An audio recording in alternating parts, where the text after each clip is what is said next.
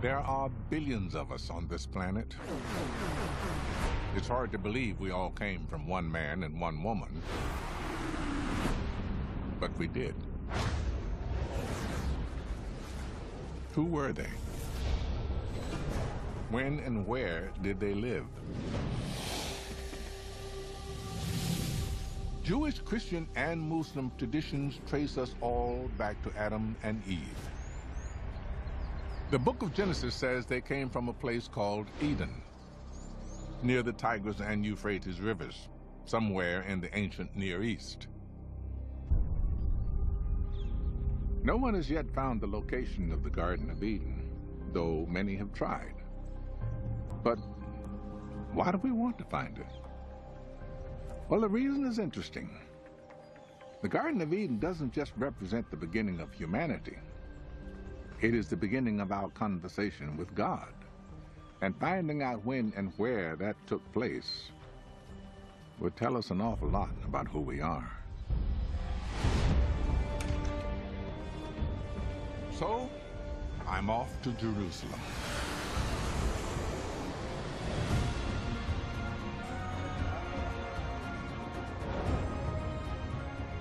This is one of the oldest cities in the world.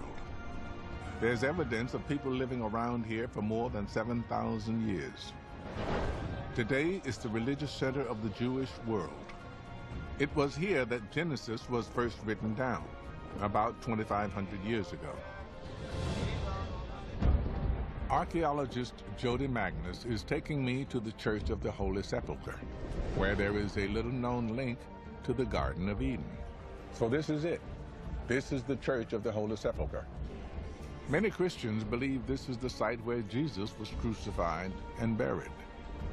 But another ancient tradition says it's also the burial place of Adam.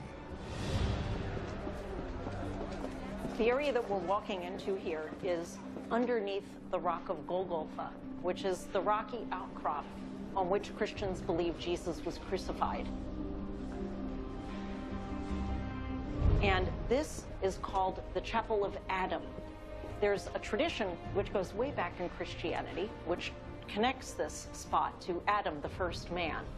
When Jesus was crucified on top of the rock above us, his blood flowed down through a crack in the rock, and Adam, the first man, lay buried underneath. And when Jesus' blood flowed onto Adam, Adam was then resurrected.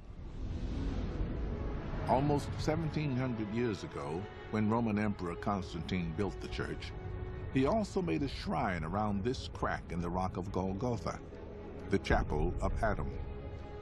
But doesn't this contradict that section of the Bible that says that the Garden of Eden was located somewhere near the Euphrates and the Tigris?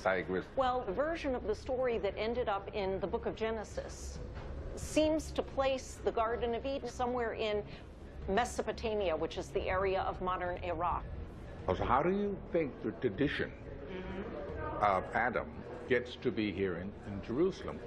Well, I think Adam probably does have a very special connection with Jerusalem.